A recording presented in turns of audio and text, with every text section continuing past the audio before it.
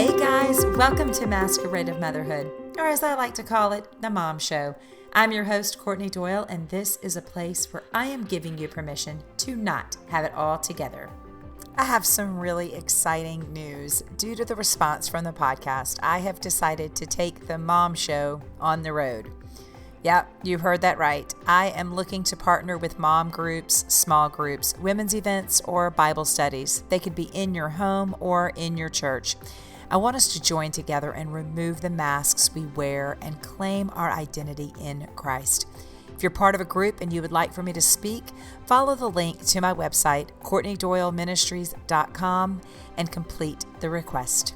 So where there has been dysfunction or trauma or stress in our past and history, people can get stuck in neural ruts of negative patterns of thinking and believing and feeling. And these negative thoughts become fact in our brain. When God whispered to me, Tricia, you can have another beautiful life. And by my choice, by my will, I said yes to choosing that other beautiful life. I said yes to cooperating with Him in the healing, in the freedom, and in the possibility of stepping into something beautiful again. And honestly, Courtney, that's all I needed for step one. Hey guys, welcome back. Are you ready to go to school? Because that's exactly what's going to happen today. This episode is a little bit longer than most, but I promise you every minute is valuable. My guest today is Tricia Zody, and she has information we need to know. After the death of her husband to suicide, Tricia set out to learn all she could about the function of our brain, how our faith matters, and the perfect ability God has provided us to rewire and retrain our thoughts. Tricia has come to understand the power of the brain and how the things we think create how we experience our life. Her passion is for us to know that we can have another beautiful life even after trauma. Take a listen. Guys, welcome back to the podcast. My guest today is Tricia Zody. I'm going to turn the mic right over to you, Tricia, because they don't want to hear from me. They are for sure going to want to hear from you. So could you just tell us a little bit about yourself and about your family? First, thank you, Courtney, for having me on your podcast. It's amazing. I just want to say I love the way that you are, just in the few minutes that we've had to talk before we hit record, just to hear your authenticity and your heart for people, your heart for moms. It's just such a privilege to be here with your listeners. And I know that they're so blessed by you every week. So thank you for having me. Thank you. I am a certified life coach for Christian women. I'm a speaker and host of the Another Beautiful Life podcast. I've spent most of my life in women's ministry, teaching Bible study and mentoring women, volunteering and raising 3 beautiful children. So they're now young adults and building their own lives. And in fact, I just became a grandmother for the first time. My youngest son and his wife now have a precious little girl, Lily, who's almost 3 months old. She is adorable. I saw on your Instagram. I was actually going to ask you, how cool is that? Oh my gosh, there's nothing like it. And they'll tell you, there's nothing like being a grandmother. I saw someone post something, a meme or something that said, if I knew that it was this great, I would have done this first, right, as opposed to having kids. I love that. Yeah. So she is a delight of our family. Really, I feel like it's just been a gift from the Lord to expand our family with Lily. She's precious. And I am a widow. My husband of 30 years died by suicide in 2017. So that is kind of in a nutshell, who I am. As if you want to put labels on me, that's who I am. But I also love to say that that's not all of who I am.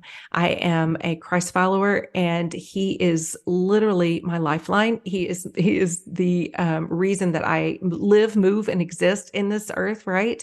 I've had a beautiful relationship with Him for a long time. I was saved at a very early age.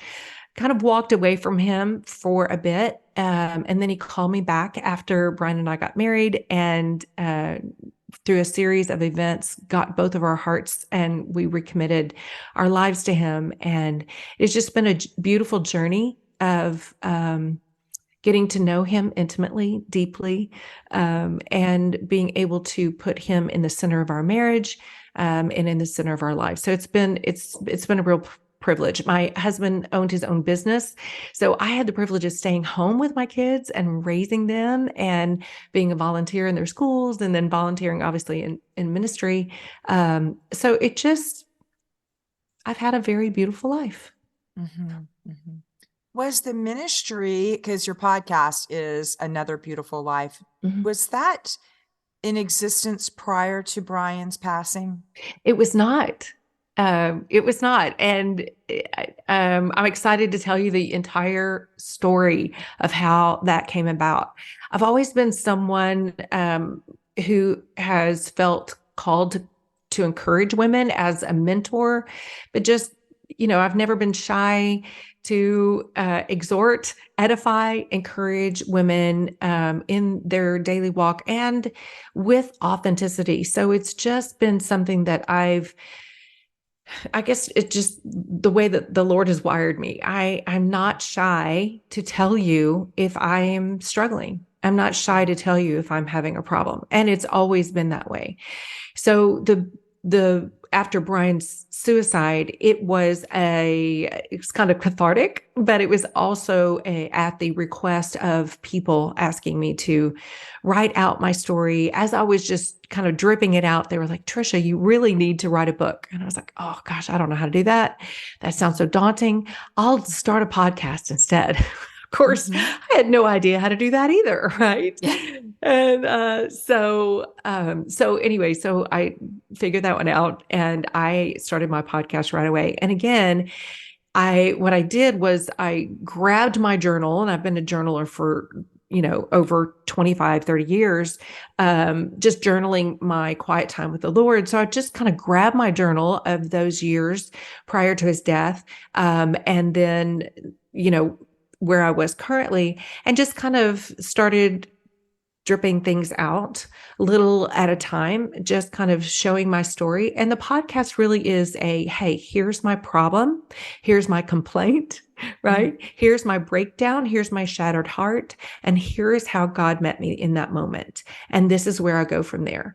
So, again, it is very raw. It's very real. I tell a lot of, just very personal stories. And I do so not so that anyone would feel sorry for me. Heavens no. My goal is to help the one that has a shattered heart too. You don't have to have my same story. You don't have to go through the same things that I went through to feel the way I felt. Loss comes in a multitude of different ways, not just a loss of a loved one. It could be a loss of a house, right? A loss of a business, could be a loss of a child, could be all kinds of losses that big and small that we experience, and we find ourselves in grief. And my goal was to say, hey, this is what it looks like to have a shattered heart. Mm-hmm. And hello, you're human. And it's okay to be in this place, but I want to let you know that there is hope. And I even tell the stories of I had a crisis of faith. I was in a deep, dark pit. I was even in a place in my life at one point where I was just like, there's no reason for me to go on. Mm. I have nothing going forward. Everything has been taken away from me. And so I want your listeners to hear, this is coming from a woman who's had a very, very strong, intimate faith relationship with the Lord, and had been depending upon the Lord for so many years, and is having this crisis of faith. Yeah. I mean, this is not unusual. This is, and it doesn't mean anything about you. Mm-hmm. In fact, what we find is when we do have some sort of crisis of faith and we do start asking questions, that's when God says, I can work with that now. Yeah. Right? Were you mad at God, Tricia? Here's something really interesting. I think God prepares us for what's coming. And if we have the openness of mind to look at it, we will see and connect the dots. And I can see it in so many ways, financially, but that sort of thing. At the time, prior to Brian's death, I was taking a seminary class, and we were to write a thesis, and mine was on suffering and the sovereignty of God, which has been written by many beautiful scholars right ahead, but it was from my perspective. And I think the Lord used that time to get me to a place to understand that he is sovereign over all things, right? Even Hebrews says that God has given Jesus control over all the world.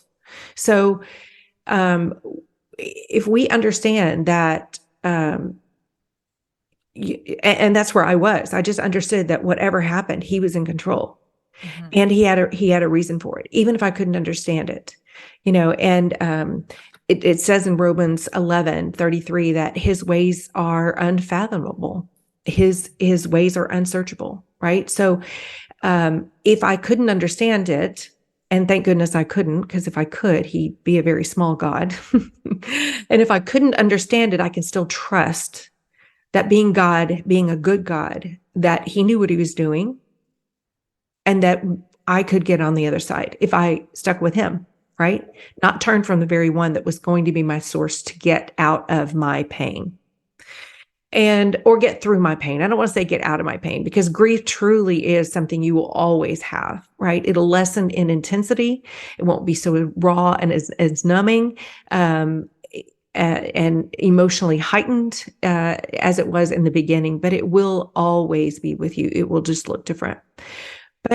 But being mad at him, I was not. It didn't mean that I wasn't confused or I didn't understand. And it also didn't mean that I didn't have questions. Which, when we talk about, there's a difference between being mad at him and then really questioning his goodness. Like, are you really good? Right? Are you really a benevolent God? And so I did get to a place where I thought, hey, or I actually said to him, hey, God, I've been leading worship for 25 years for women's ministry and in my church. I've been leading Bible studies. I've been mentoring women. I have been raising my children, training them up in the way that they should go. My husband and I have dedicated our business to you. We have done all these things. We've dedicated our lives to you. Couldn't you have just done this one thing for me? Right? So the beautiful thing about that was all that did was just expose my me-centric theology. It just really exposed my heart. So there was never a place that I was angry at him. I just maybe didn't understand. Mm-hmm. Yeah, that makes sense. I think as Christians, a lot of times, and especially in a situation that has become tragic in our lives, and like you said, it doesn't have to just be death of a spouse or of a child. Grief comes in many forms, many things that we lose.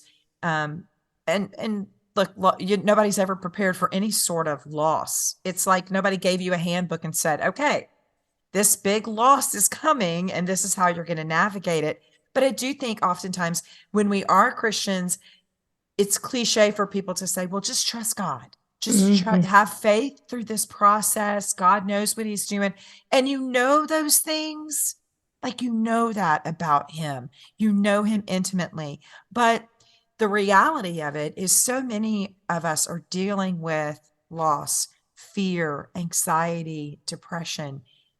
And it leads me to this podcast, which is we mask our reality because we fall in that trap of, do we speak Christianese, which is I trust God, God's good, and all things, which it's all true. I'm not downplaying that. But one of the things that you said as being a coach is that you teach women to gain back the control of our emotions and become empowered when facing challenging circumstances. What are some ways that you could move us in that direction? How do we move in that direction of freedom and empowerment? Yeah. If I could, I'd love to start by telling you my story and how I got there so that so I can explain to your listeners how I've experienced this. This is not just some random something that I've just picked up. And like, this is what happened to me. So after my husband's suicide, I found myself in a place of real despair and overwhelm and vulnerability like I'd never experienced before. I was desperate. I had no idea how I was going to go on, much less believe that I ever could live another beautiful life. Like my dreams, the dreams that my husband and I had planned together, now that I have Lily, my granddaughter, it's still a bit bittersweet because we had so many plans. Like, this is what we will do with our grandchildren. This is, we'll build a little playground for them in the backyard. We had so many plans together in the future. And he was my future, right? So I lost all of those dreams. I also, because he owned his own business, he was his own man. And when he died, the business died with him. So did my financial provisions. So I literally was like, I lost my identity as a married woman. Now I have a new identity. I'm a widow. I don't even like that name. Please, let's not ever use that name again. Right? Like everything about me was lost. I lost friendships. Some people, it's just too heavy for them to deal with. In my dark despair, in the depths of that pit, God literally met me there. And that's when he whispered to me and he said, Tricia, you can have another beautiful life. And it may not look like the 30 years that you had with your husband, and it may not look like what you planned for the future, but it can be beautiful and it can be good. And I had a choice in that moment, Courtney. I could stay in my deep despair. I could stay there. I had that choice, or I could say yes to him as he's holding out his hand to pull me up out of the depths of that darkness. I had a choice, and I said yes in the moment. And honestly, I had no idea how he was going to put together my shattered heart, because it was shattered. I had no idea what that would look like. But again, his ways are unfathomable. His ways are unsearchable. We don't understand how he does what he does, but if we can trust that he does, and we trust that he's good in it and he's benevolent, that he has all the resources we need, if you believe that, if you believe he's sovereign over all things, then he is the one you can put your hand in. You can put your hand in his hand. You can trust him. He's trustworthy. He's worthy of our trust. And so just saying yes was allowed me and my brain, because we're coming, one of the things I teach my life coaching clients at the very beginning is that we are tripartite nature. Okay. Humans are tripartite in nature. We are body, we are spirit, and we are soul. And our soul consists of our mind, our will, and our emotions. And those, again, three parts of our soul. But our mind and our will are completely two separate things. Our will is where our desire comes from, our decisions come from, our determination. But it is our mind that is directing how we think, what we say, where we go, what we believe. It's also directing our body. We know there's a psychosomatic connection, a brain-body connection.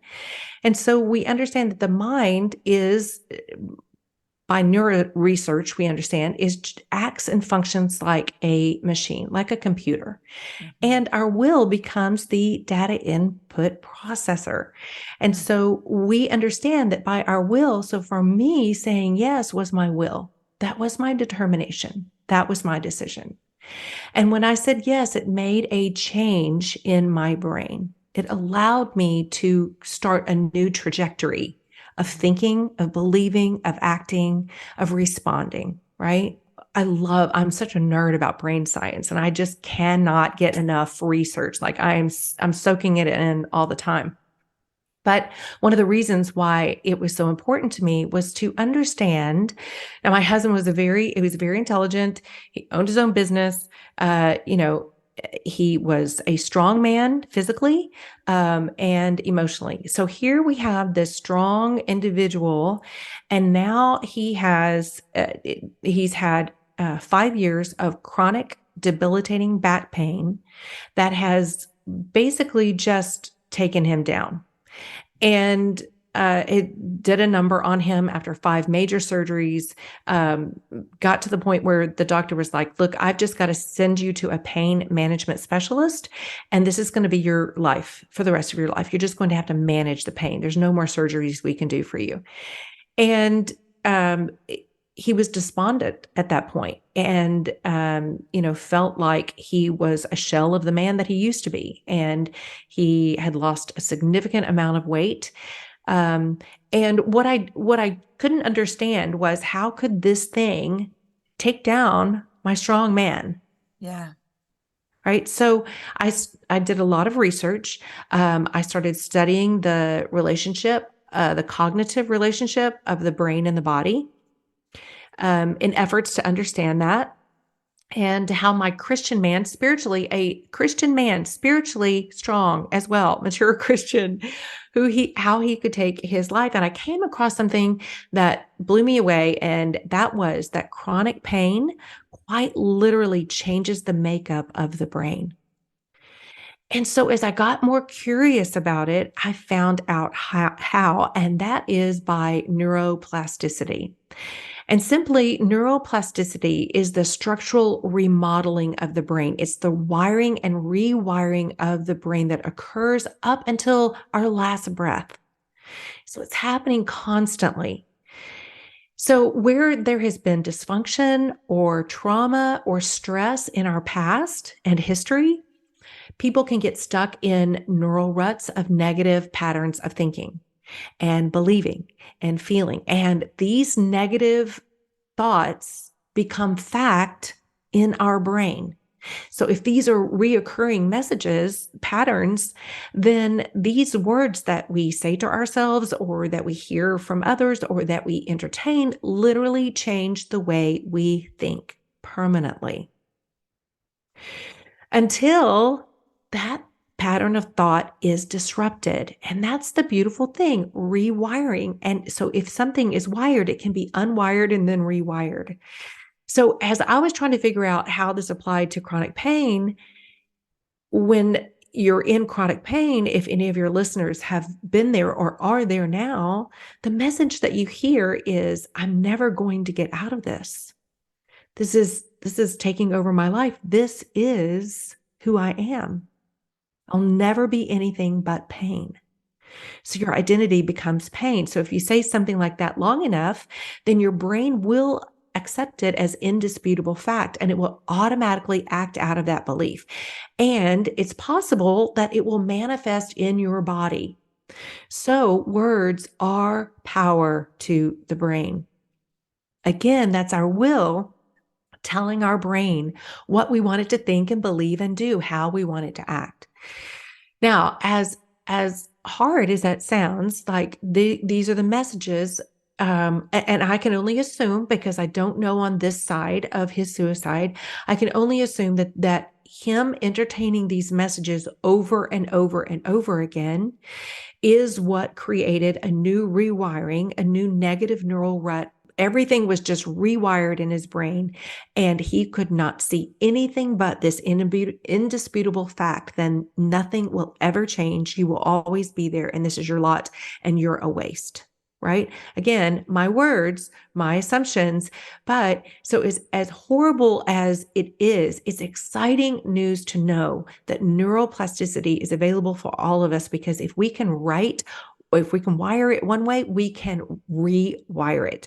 We can disrupt those patterns of thinking that are negative, and we can bring in new understandings and new perceptions, and we can reframe old stories, and to create new positive patterns of thinking. And if we do that long enough, then we have new neural ruts with healthy and helpful thinking. And we can do this. And the reason we can do this, Courtney, is because the Bible tells us in Romans 12:2 to have our minds transformed. And it's for two reasons. And that's because one, God knows that we're likely to need to have our minds transformed. And two, but that we can have our minds transformed. There's so many scriptures that he has given us to tell us to think upon those things that are true and honorable and right, the things that are pure and lovely and admirable, those things that are excellent and worthy of praise. Be careful what you think.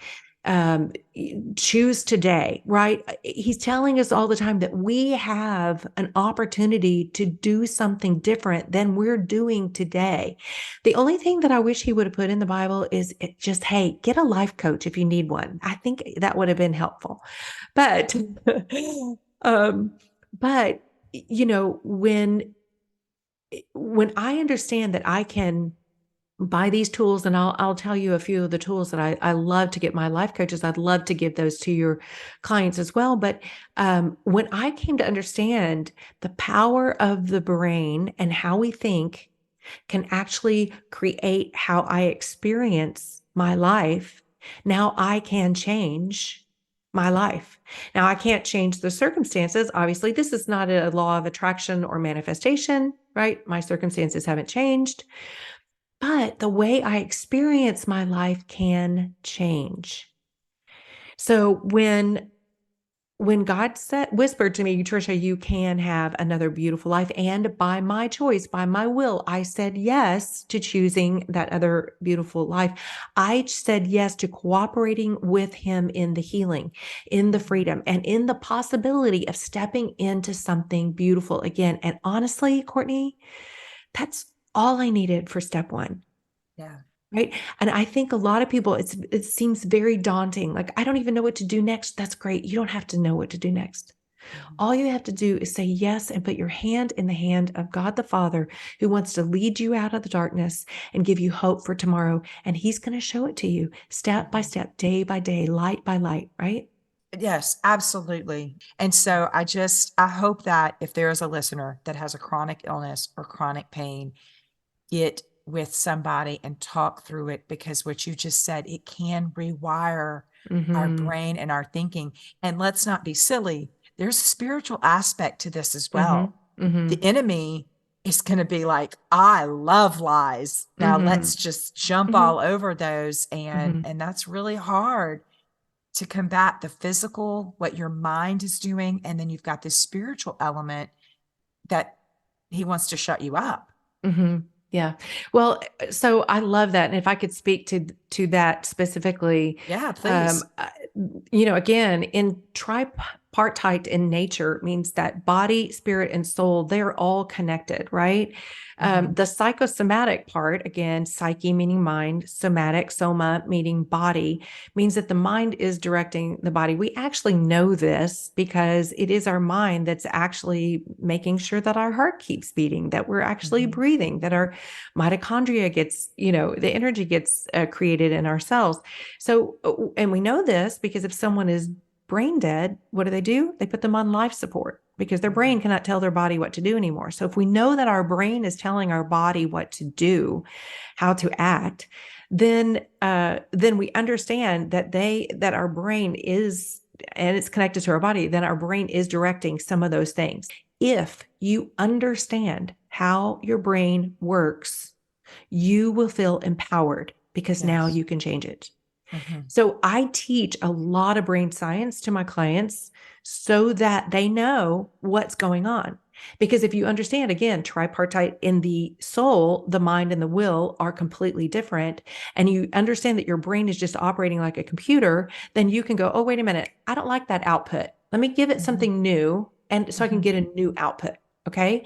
So we need to understand that our brains are processing information, events, circumstances, experiences all the time, all day long. Even now, right now, Courtney, you and me, our brains are processing this experience. Okay. So, and it's creating stories about it. And all that processing is unique to our personal perception, our assumptions, and all of our past experiences. Oh, I've done something like this before. I know how this feels. Or if it was a bad experience, oh, I know how this feels. This is going to be bad, right? So I'm bringing all my past experiences with me to this current experience. And this individual process creates how we experience our lives. If I had had a poor experience with an interview in the past, I might be a little skittish. I might be a little nervous. I might be not as open, a little bit more closed off. And that would be how I would experience this event here with you, right? Um, so we want to always understand, and this is another reason why I feel like in the Bible, if Jesus just had said, go see a therapist or a life coach, it would be so great, because what we don't understand is those perceptions that were created in our formative years as children, those, and specifically to your audience as women, little girls, those perceptions were created based on emotions alone.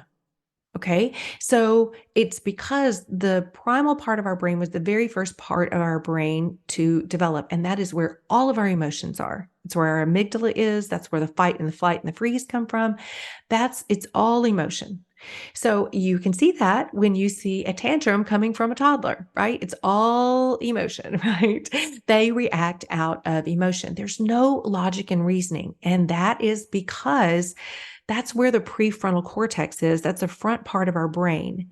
And the prefrontal cortex is the logic, reasoning, the adult brain, higher level thinking, executive brain. But it doesn't get developed completely until we're about 25 years old. For some men, it's 35. So as you can tell, if you have an experience in your past from a child and you have an emotional reaction to it, then the stories that your brain, the narrative that your brain is going to create of that experience is going to be only emotional based. There's not going to be any logic and reasoning. So it's all going to be based on the fear, right? Or the terror or whatever it might be, right?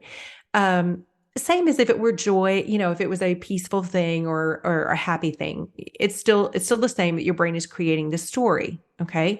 The hard thing is when we don't realize it until we get into an adult, we can't figure out why we can't have healthy relationships, why we can't keep a job, why we are having issues with authority figures, right? We don't understand why these patterns continue to show up in our lives. We're not looking back to perhaps what looked like at the time, maybe an innocuous situation or experience that actually our brain created this narrative that was like, oh my gosh, we've got to be careful for the rest of our lives. We got to do this or don't do these things in order to keep you safe so that you don't ever feel that rejection or that terror or that fear or that out of control feeling again. And if I can keep you, this is the inner child talking to you now as an adult, if I can keep you doing certain things or not doing certain things, then we can control our world. And if we can control our world, then we can be safe. Because if we're safe, if we don't experience all that negative stuff again, we'll be safe. And that's your brain's job, is just to keep you safe. And I always try to remind my clients, like, look, don't get mad at your brain. Your brain is just doing what it's wired, what God created it to do, and that is to keep you safe. It serves us well to keep us from walking out into the street of busy traffic, serves us well to keep us from putting a hand on a hot burner, right? So it is doing good things for us, but if we understand that there are past perceptions that were created out of emotion. I like to tell a story of a little girl that was in a weather storm.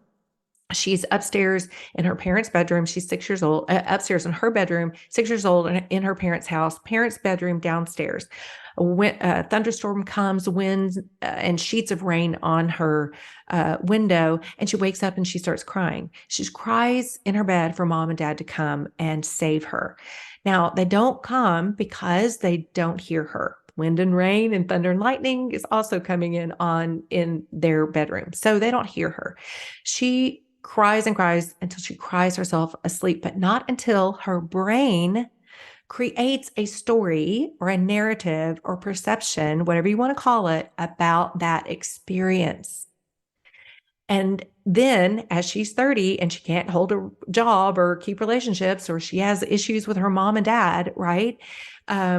She finally finds a therapist or a life coach that can show her that in that experience, her little brain, out of emotion, that's all it had was pure emotion, no logic and reasoning. Her little brain said, Mom and Dad don't really love me.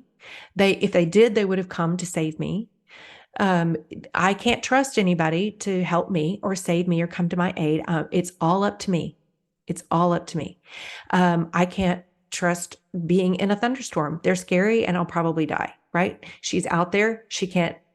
She's having anxiety in a thunderstorm. How many people do you know? I know people who start driving. It's a thunderstorm and they have to pull over until their anxiety subsides and they can move on down the road. There is a story that's keeping them from being able to do that. So, when she's able to understand, she's able as an adult to bring in her logic and reasoning that says, hey, Mom and Dad, it wasn't that they didn't love you, they just didn't hear you. And in fact, the next morning they woke up and made you pancakes, right? And you live in this beautiful home and you've got a little puppy and they love you and kiss you. So it's reframing the story with logic and reasoning with the adult brain, the prefrontal cortex. And so these are the kind of things that we can do and need to do all the time. So with you, when you were talking about your cluster headaches, you being able to go back and look at some old stories that your brain is telling you and being able to bring in your adult brain, your logic and reasoning. And how we do that is, I tell my clients all the time, look at that scenario or whatever that experience was in your past and just see it as your entire life is a film and that's just one scene. And I want you to pull yourself out as an observer and you're watching that in the movie theater and you see this one scene happen. As an observer, not the person in the scene, but as an observer, what would you deduce happened? What would you deduce is going on with that one person or with that other person or with the entire event?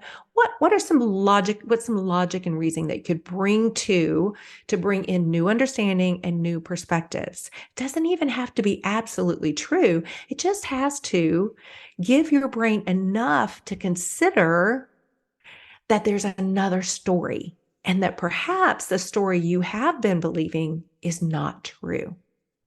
So we're always wanting to look at the messages and determine if they're rooted in lie-based beliefs. And there's so much more brain science. I just nerd out. There's a reticular activating system that creates a filter so that you can have, if you have a particular message you are attending to, entertaining, saying, or thinking about, it's only going to give you evidence that that message is true. You can see how damaging that would be if you had messages to yourself like, I'm so stupid. I can never get anything right. Nobody loves me. Everybody criticizes me, right? Or I'm going to be in this pain forever.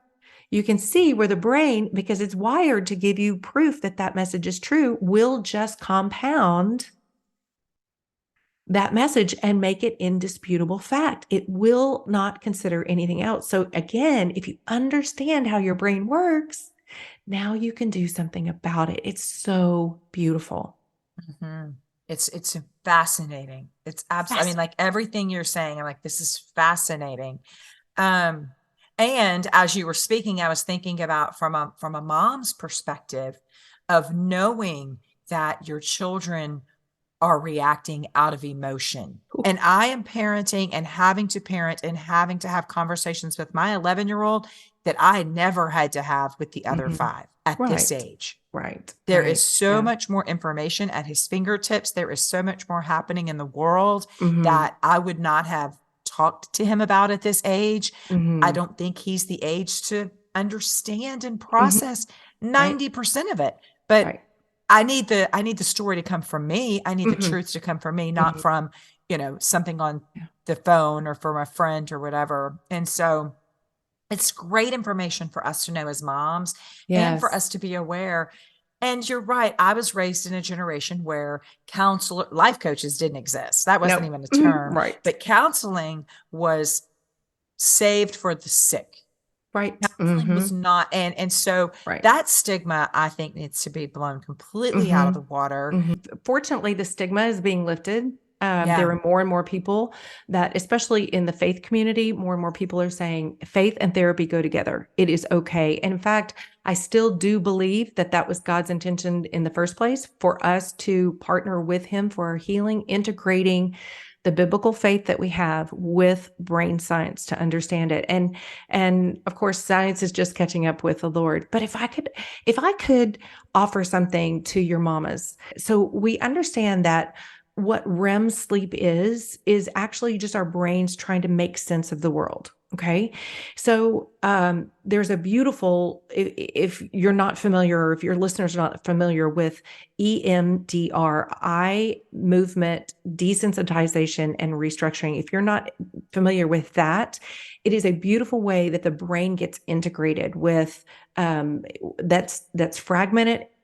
It gets defragmented. Okay. So, but we can do this on ourselves on the daily. And I'm going to give your listeners a tool about this that they can do for themselves, but they can also teach their children as well. But one of the things I think we need to understand with kids is, as they're in their REM sleep, they are obviously trying to make sense of their world. They again have limited capacity because they don't have a fully developed brain to do that. But what their brain is always trying, their primal brain, what their brain is always trying to do is to try to keep them safe and calm and status quo. Like, this is what we want to do. If I can keep you safe, if I can keep you not doing extra things or changing or working too hard, then we can stay safe and you won't die. This is your brain talking, right? So one of the things that we know that is to feel out of control. The brain doesn't like to feel out of control. The brain wants to feel in control. If you're out of control, you will die. That's what your brain thinks, right? If it has a fear of the future, an unknown future. If we don't know the future, we could die. So we've got to do everything we can to just stay safe, right? So your brain is always trying to keep you safe. So with regard to children, especially, when they feel out of control, which they do all the time, right? Because they have an adult telling them what to do. Put on your shoes, brush your teeth, go, all the things. And they are feeling controlled in their little lives all the time. Their brains are wired to bring back control. And sometimes they try to grab control, and that's what tantrums look like. Okay. I had a client just recently that, she was telling me about her granddaughter was coming to visit her. So she was going to meet her daughter in a nearby city. So her daughter was bringing her granddaughter with her in the car. They left her little whoopee, whatever it was, giraffe or whatever it was, at home. And the little girl kept saying, she's 6, Mommy, go back and get it. I can't sleep without it. I have to have it. I have to have it. And she's like, we can't, we're too far into the road trip now. There's no turning back. You're just going to have to be, just have to have it, but go without it. And so she is kicking and screaming and kicking the back of her mother's, seat. Yeah, we've all been there. Yeah, right. And the entire way, and screaming her head off, right? Now she gets transferred from mom's car into grandma's car. Grandma hands her a snack and a bottle of fruit water or whatever it was, shuts the door, consoles the daughter, right? Like, because daughter's like, please take her, please don't ever bring her back to me, right? So she's praying for and loving on her daughter. And then she gets into her vehicle and realizes that the 6-year-old took that that bottle of sugar water, peach water, whatever it was, and shook it and sprayed it all over the inside of her car. Oh my gosh. Now, grandma is like, I can't believe you just did this to me. This is my car. This is like, she took that as an offense to her personally. You have hurt me, little girl. And what I was trying to get her to understand, because a lot of times we need to understand that the actions or the behaviors or whatever, the things that people do or say are not actually about us at all. That had Mhm. everything to do with somebody else's wounds or, places in their heart that are unhealed or experiences or trauma in their past, right? So people act out of their own thing. They're usually are not doing something to offend us. So what I was trying to help her to understand was this little girl was out of control. She had no control over getting her little giraffe, and she Mhm. felt out of control. And so her brain made some suggestions of how she could get back to balance, how she could grab back control. And the way that she could do that was by spraying that bottle of juice water in the car. That was her brain's way of getting back control. Because after she did that, she was calm. Mm. So it just goes to show us that our children are actually doing things. They're not doing things to hurt us. They're not doing things to, to be ugly to us. Their little brains are just working in a way that they have half capacity, and they're working out of their emotional primal brain, and they just have, they don't have the logic and reasoning. They can't think ahead of time. Logic and the prefrontal cortex allows us to look ahead to consequences and Mm. to be able to say, oh, I shouldn't do that because, well, a Yeah. little 6-year-old doesn't have that. Right. Mm-mm. So Mm-mm. we as mamas, we end up taking offense to our children, and we think that they're just being monsters to us, when it's just their little brains trying to do what it's trying to do and get back to calm, control, status quo. That's what it's trying to do. And it sometimes, unfortunately, looks like a disastrous mess. Right. Look, I think even though we have the prefrontal cortex that's developed, there's so many situations, even as adults, where we try to regain control Oh, yeah. and pitch a fit. And what does this look like? And so I want to pivot just a second, because we also talked about masks that we wear. And I do think that putting those masks on is an adult way of trying to control our Mm-hmm. situation, not only for ourselves, but for what the outside world sees that's happening with us. This is who I am. This is my identity. I've got this mask on. Have there been masks that you have put on? We talked about another beautiful life since the passing of your husband. Um, were there masks that you put on, or maybe you already had on, that you would share with the listeners that you've removed and found freedom from? Sure. There's one thing that I knew about myself, but it wasn't really manifested in a really ugly way until after my husband passed away. And that is, I'm like you, Courtney. I'm a get it done girl. I'm a type A, Enneagram 3. Let's go get it. Right. So Mm. there's a lot of independence there. There's a Mhm. lot of, I can do this. There's a lot of things that I think I can do, even if I can't do it. There's a lot of things that I think I can do that does not elicit a call for help to the Lord. Right. Mhm. I just think this is easy. And there's some things that He's given me skills and abilities to do. And it's just easy for me to do. And so I don't ask Him for help. Yeah. So after my husband passed away, I found myself doing things that were trying to validate my value and my worth and the Mm. breath that I breathed that day. I was having a difficult time just being. I was a human Mhm. doing for sure. I was not a human being. I didn't know how to just be. And I didn't know how to not have my external circumstances or the things that I did or the way that I performed not be my identity, not be my value and my worth. Now, I have to say that the Lord has, along the way, before Brian's passing, along the way, the Lord has kind of, had this little exercise for me. Like, we're going to dump everything out of your basket, all of your little ministries and all the things that you get to do and all that stuff. We're going to dump it all out. And I'm just going to leave you with nothing. Like, so I was Mhm. leading worship for a while, and I was traveling, and then all of a sudden, nothing was happening, like everything. And I was speaking, and like nothing was happening. There was nothing. I'm like, Lord, what? And He's literally at that point was like, if you had nothing, would I be enough for you? So that Oh. was one impasse, right? That was one impasse. We got through that. Took a little while of me kicking and screaming, but I finally surrendered that. Yes, you are a relationship. And it's not just, are you enough for me? It's no, a love relationship with the Lord. Right. So at that point, the Lord brought me to Psalm 63:3 that says, your steadfast love is better than life.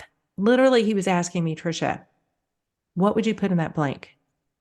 Life. What defines life to you? Is that vacations that you get to take with your family? Is that a nice house? Is it the car you drive? Is it like, what is life? What is life? I want to tell you, Tricia, a love relationship with me is going to be better than anything that you desire or go after, pursue, or can produce.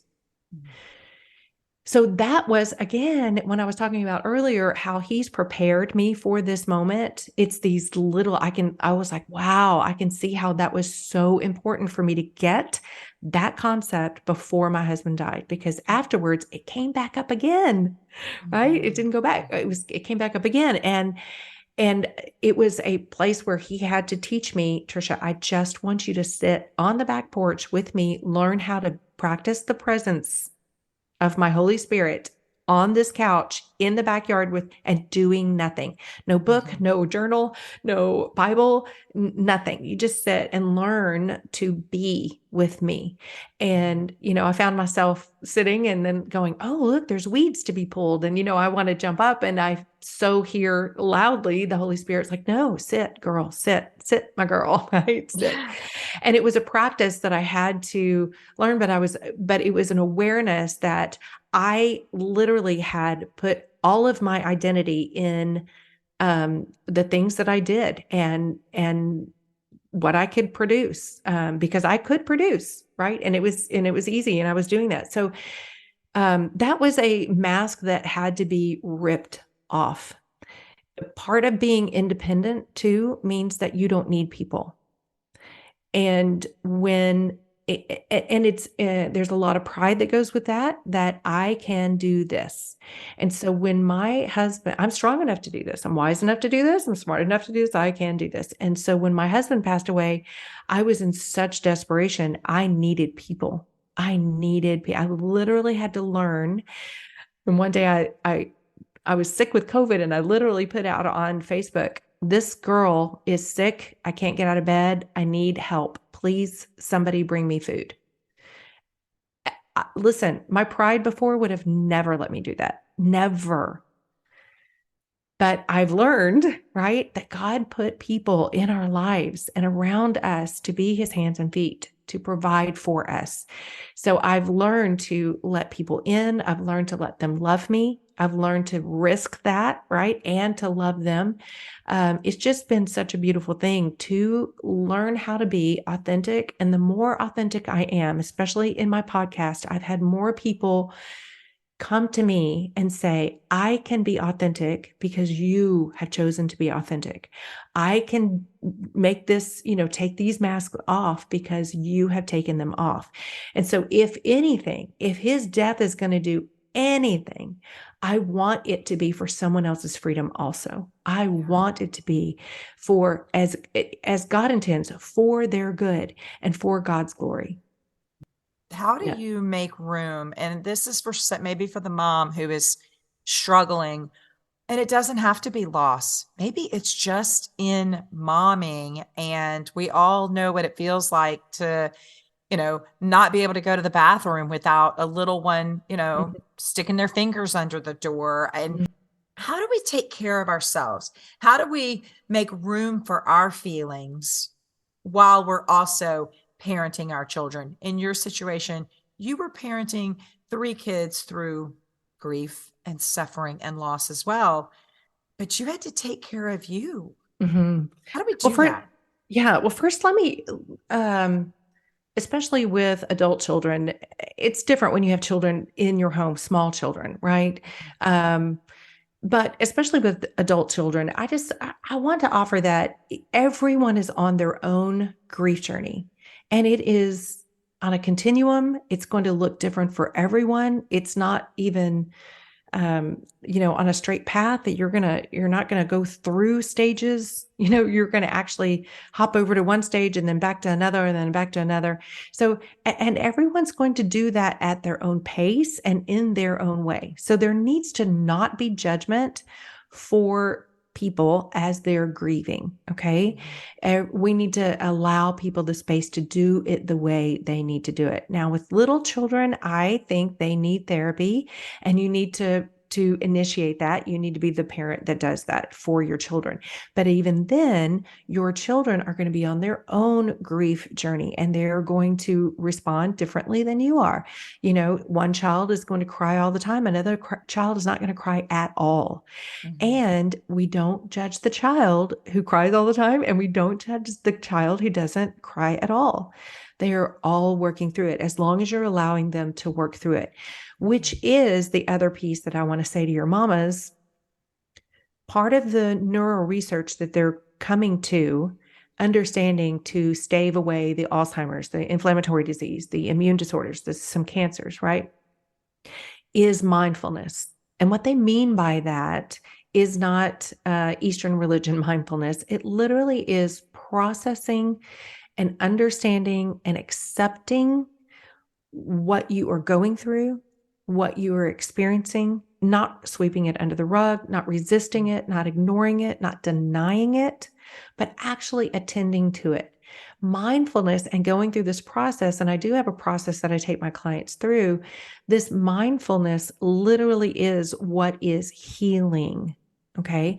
One of the things that tools that I use, and I've already said I'm going to tell you a couple of tools, and one of them is what we call a thought download. It is part of mindfulness, but it's super simple. And because it's so simple, a lot of people disregard its efficacy. But it's been proven over and over and over again with neural research that it is effective. So what I would suggest to a mama, if she's having a moment, anytime she's feeling overwhelmed, anytime she's feeling out of control or feeling overly emotional, whatever that is where she feels like, oh, this is a moment, is to just pull away. Especially if she's able to, 5 minutes, it's a 5-minute writing assignment where you just download all of your thoughts and without judgment and without editing, understanding that we're all going to have negative thoughts. We all do, all of us, every single one of us. And sometimes a dark thought or two is going to pop up. So we need to be able to be honest with ourselves. So we're going to be authentic with ourselves, and we're going to just put out all the thoughts. The reason what's going on is in your subconscious, all the things that you've been working on, all the questions, all the problems, all the situations that you've experienced that are unresolved, unprocessed, are still going on in the back of your brain, whirling and whirling and whirling, even when you're not consciously aware of it. You may be doing something else, cooking dinner, but you have no idea that all this stuff is going on in your brain 24/7. Literally, it never stops. Your brain is always trying to solve problems and answer questions. And so that's what it's doing constantly in your subconscious. So because your brain is like a computer, like I suggested earlier, we know what happens when your computer gets overloaded with software, right? Or has bad hardware parts. If it's too many tabs are open, what do you get? Yeah, you get that spinning beach ball, right? Yeah. And so for us, the spinning beach ball is overwhelm. Okay. So, which leads to confusion, anxiety, depression, feelings of out of control, all the other feelings come from that overwhelm. So in order to, like a computer, if the computer is overloaded, what do? We start shutting down tabs, right? We shut down software programs, and then things work smoothly. It's the same thing with our brain. If we can close the tabs, then it'll calm our brain, calm our nervous system, and we can attend to things without being overwhelmed. Okay. And this thought download does that very thing. It closes the tabs. It's a brain hack. It makes the brain think that it's been completely processed, taken care of, and it's not a thing that we need to worry about any longer.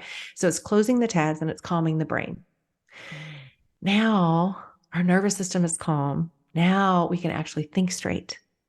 Now we can take the next step. And next step in control, right? Now we're actually be able to see, oh, these are the feelings that I'm feeling.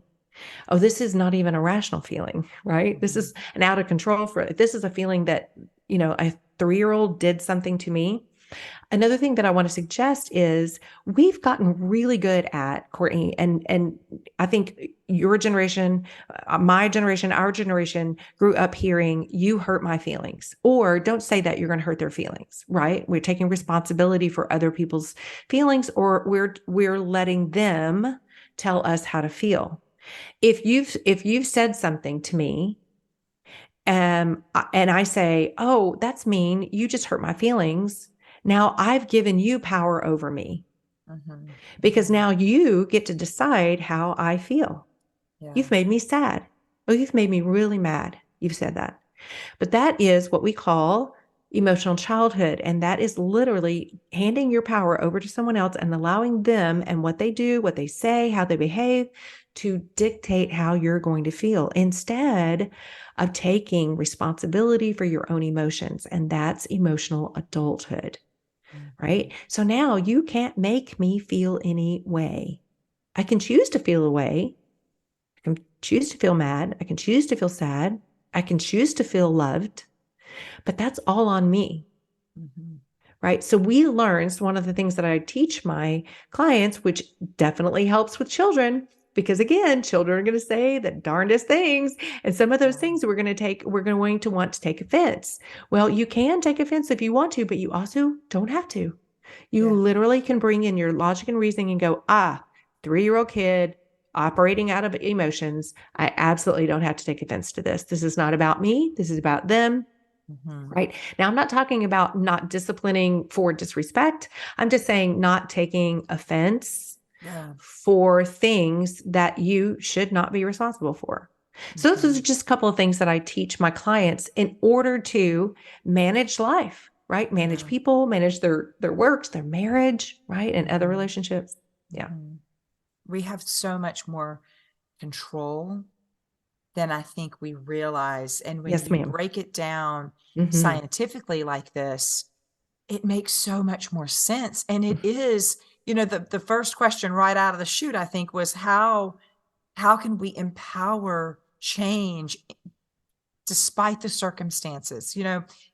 I think it's important for us to know as moms, as women, as wives, despite what we're facing, he has created us so intricately and so beautifully and wired us to have this power Mm-hmm. to overcome, and not just overcome, but to be just warriors Mm-hmm. and to point it back to him. Mm-hmm. Okay, Lord, we're facing this. We don't like it. We don't want it. I wouldn't want to do it again. But like you said, having that will and the determination to say, all right, now what are we, the partnership, you and I, Mm-hmm. hand in hand, how are we going to make this good? How are we going to share our stories? And that's what I hope that the listener hears as well. Not you have the power within you because he created you so perfectly. Life can be hard, but there are resources for hard life coaches, mentors, um, counselors, um, and also just removing those masks because your story doesn't have to be a huge story. It can be a small story, but when you share it with other people, when you bring that community in, man, it's amazing what the power and what I have seen God do with some really tough stories Mm-hmm. Mm-hmm. and the joy and the encouragement and the empowerment that comes when we Mm-hmm. take those masks off and we say, hey, you know what? This is me, as Mm-hmm. raw as I can be. Because, like you said, then other women are like, oh man, I just needed somebody else to know how I felt. Mm-hmm. So Exactly. I appreciate your honesty Mm. and your education. Oh my gosh, I'm like, I think you probably could see me, and the listeners can't see me because I'm leaning in, like, oh, tell me more. I'm fascinated. So thank you so much for sharing all of that. I do close every um, podcast out with: is there something that you are praying for right now that we could join you in prayer over? And do you have a verse that you could share with our listeners? I love that. I am praying, my earnest prayer right now is that God would continue to bring his daughters in for healing so that I might partner with him or any other counselor, or any other, right? Bring your daughters to healing, Lord. Let us help them for freedom so that they can walk in their God-given purpose. Because I know every single one of the women that are daughters of God have a purpose in their life. They have a specific thing to do. And it may not be on a platform, and it may be right there in the midst of your little crumb crunchers, right? Or in your relationship with your husband.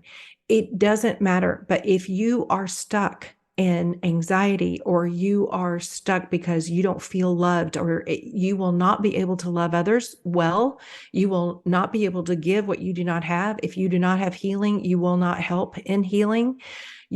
So there's your healing is not just for you, it's for the community of believers, it's for your family, and it's to advance his kingdom. Listen, we are on this earth to glorify God. If I chose to keep my story, as hard as it is, if I chose to keep it under wraps, if I chose to keep it private, for fear of judgment, or just thinking it's not a story anybody needs to hear, or maybe I just don't want to help anybody, right? If I do that, I am missing an opportunity to help expand God's kingdom. The more free his daughters are, the more free they can go and free other people, right? And then bring more people into the kingdom. So it's a little selfish in that I know that if we hurry this up, then Jesus will come. So if we hasten his return, we can, if we bring more people in, we can hasten his return. So my prayer is that more and more of God's daughters will come for freedom, that they will lay down the masks and they will open themselves up for healing. And then the scripture that's always on my heart is Romans 12:2. And I've mentioned this several times already, but when God said, do not be conformed he said through Paul, do not be conformed to this world, but be transformed by the renewing of your mind, that by testing you may discern what is the will of God and what is good and acceptable and perfect. So here again, even he's telling us, look, you don't have to do things the way the world's doing. You don't have to listen to the lies of the enemy. You don't have to live in lie-based beliefs. You don't have to be there anymore. Here's what you can do. Transform your mind. Get into truth. Figure out, like I tell my clients all the time, question everything. Why do you believe what you believe? What is your belief system? Where is your theology? What are you standing on in truth? Figure that out, because if you know truth and you're living in truth, you will know the good and acceptable and perfect will of God, which will be the reflection of your life. You will create the life that you love. You will be able to love the life that you're in. So good. So good. Thank you so much. I appreciate your time. Thank you, Courtney. It's been a pleasure to be with you and your listeners. If you want to print, screenshot, or share this week's verse, head to the show notes where you're going to find a link to my website and a graphic for you to use. Thanks so much for listening to Masquerade of Motherhood with Courtney Doyle. We want to be sure this blesses you and other mothers. And in order to do this, first, you must subscribe. This way you won't ever miss an episode. Also, if you'll rate and review this podcast on iTunes or wherever you're listening, this will increase our reach to other mothers who need a little encouragement, a community, and a whole lot of Jesus. We're so glad you're here.